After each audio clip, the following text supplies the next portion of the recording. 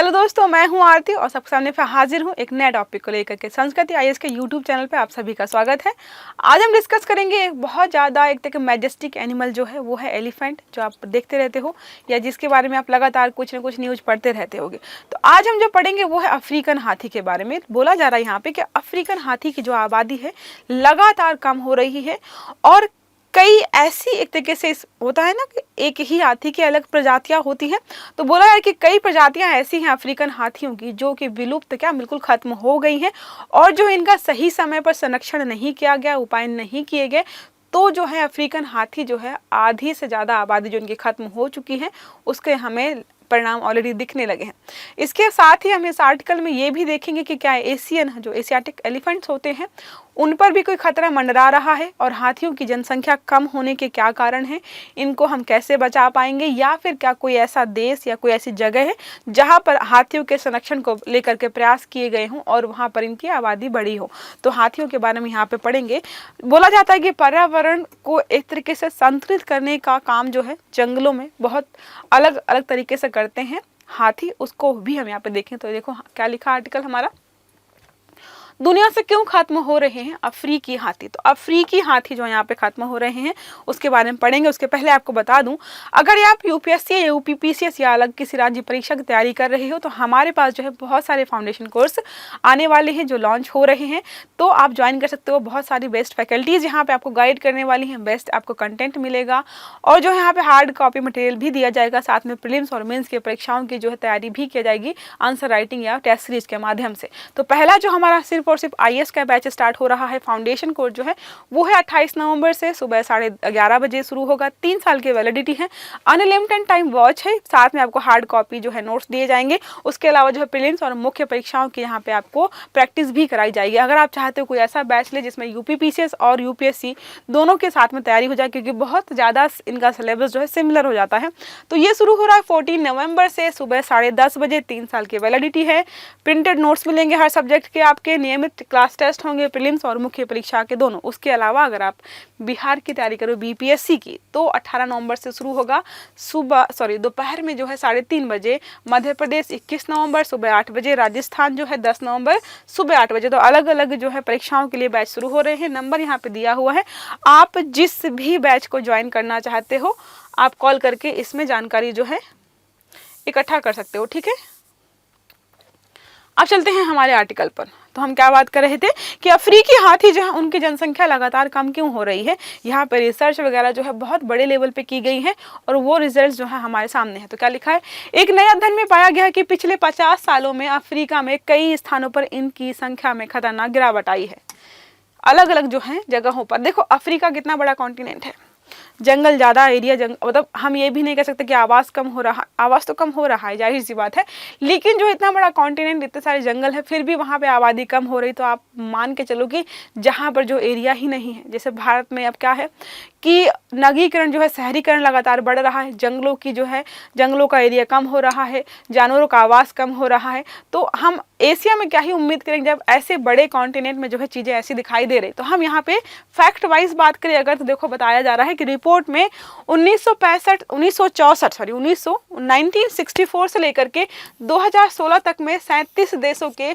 475 स्थानों पर हुए सर्वेक्षण का डाटा शामिल किया गया। तो बहुत बड़े लेवल पे किया गया है, 37 देश 475 जो अलग अलग जगहों पर यहाँ पे सर्वे किया गया है। सवाना हाथियों की आबादी में लगभग 70% की कमी है, ठीक है।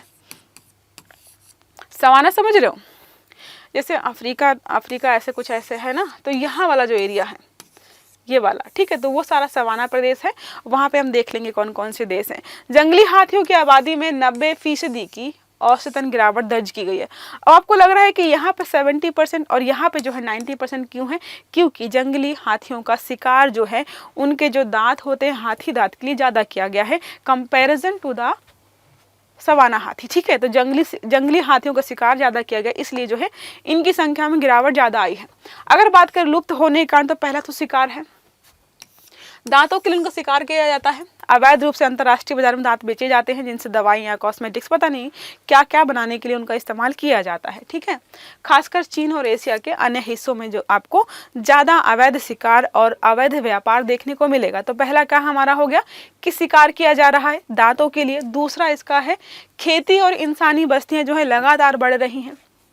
अब देखो, इंसानों की जनसंख्या बढ़ रही है तो उनके खिलाने पिलाने के लिए जो है ज़्यादा खेती करनी पड़ रही है, तो जंगलों को काट करके खेत बनाया जा रहा है। साथ में जो है इंसान खेत बना ही रहा है, और उसके अलावा हाई जो है मतलब फ्लाईओवर जो है, हाईवेज, रिजॉर्ट्स और बड़ी बड़ी कंपनियां, बहुत सारी चीज़ें जो ऐसी हैं जो जंगलों की तरफ लगातार एक्सपेंड हो रही हैं, जिसकी वजह से जो है इनका आवास स्थल जो है लगातार कम हो रहा है। ठीक है, जब आवास कम हो रहा है तो जाहिर सी बात है जनसंख्या कम होगी। अब बात करें यहाँ पर कि कई देश ऐसे हैं जहाँ पर पूरी तरीके से जो है हाथी जो है, अफ्रीकन हाथी यहाँ पे कम खत्म हो गए हैं। तो यह है माली, नाइजर, चाड और सूडान और इरिट्रिया, इसको हम बोलते हैं, ये सारा आपने सहारा वाला रीजन पढ़ा होगा, तो यहाँ पे है जो ये वाला ऑरेंज वाला रीजन है उसको बोलते हैं साहेल रीजन।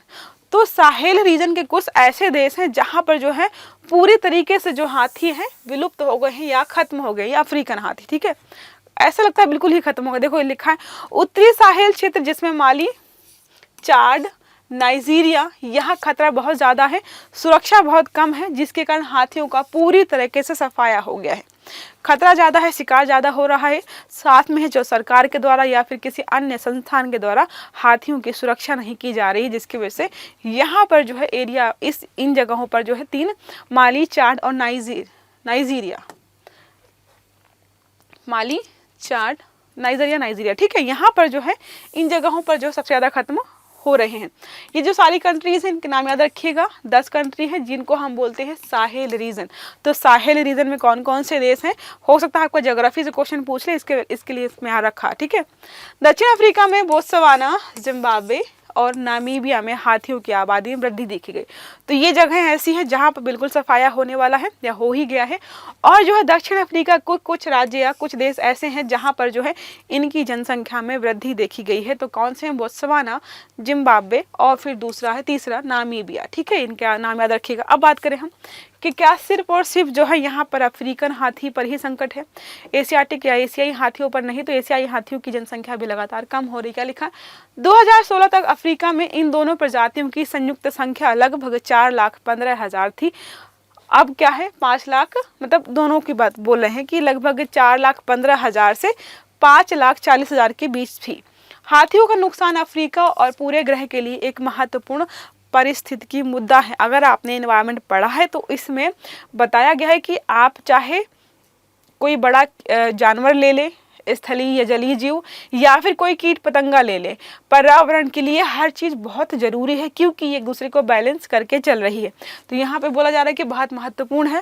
साथ में क्या है, अफ्रीकी हाथी ना केवल हमारी धरती की सबसे संवेदनशील और बुद्धिमान प्रजातियों में से एक है, बल्कि अफ्रीका की पारिस्थितिकी में भी ये महत्वपूर्ण भूमिका निभाती है। ठीक है, देखो कैसे, अफ्रीका में घने घने जंगल हैं, अगर किसी दूसरे जानवर को वहाँ से गुजरना हो तो वो पॉसिबल नहीं है। लेकिन हाथियों का जब झुंड किसी रास्ते से गुजरता है या किसी जंगल से गुजरता है तो वहाँ पर जो है एक तरीके से सड़क या रोड बन जाता है, रास्ते बन जाते हैं, जो दूसरे जानवरों के लिए जाने का एक रास्ता बनता है, जो कि उनके जीवन को आसान बनाता है। साथ में क्या होता है, हाथी ऐसे होते हैं जो पेड़ के पत्ते वगैरह खाते हैं। तो अब यहाँ पे बारिश ज़्यादा होती है, घने जंगल हैं, लेकिन हाथी जो है यहाँ के नीचे की सारी पत्तियाँ वगैरह खा लेते हैं। तो नीचे यहाँ पे जो छोटी मोटी घास होती हैं या पौधे होते हैं उनको धूप मिलती है, और यहाँ पे घास अच्छी रहती है, तो बाकी जानवरों को खाने के काम आती है।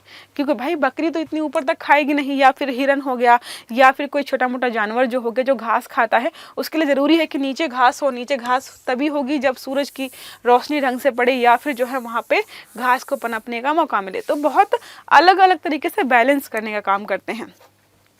वे जंगल और घास के मैदानों के संतुलन को बनाए रखते हैं, बीज फैलाने का भी काम करते हैं, क्योंकि पूरे में घूमते रहते हैं, खा खा के हर जगह पॉटी करते हैं, जिसकी वजह से जो है बीज यहाँ से वहाँ जाते हैं। कई अन्य प्रजातियों के लिए जीवन रेखा है, जैसे आपको बताया मैंने, रास्ता बनाते हैं, घास उगे उसके लिए जो है पेड़ों की जो है पत्तियां ऊपर की खाते हैं जिसकी वजह से नीचे धूप आती है। तो बहुत अलग अलग तरीके से पर्यावरण को संतुलित करने का ये काम करते हैं। ठीक है, तो हमने पढ़ा आज हाथियों के बारे में कि अफ्रीकन हाथियों की लगातार जो है संख्या कम हो रही है, साथ में एशियन हाथियों की भी कम हो रही है।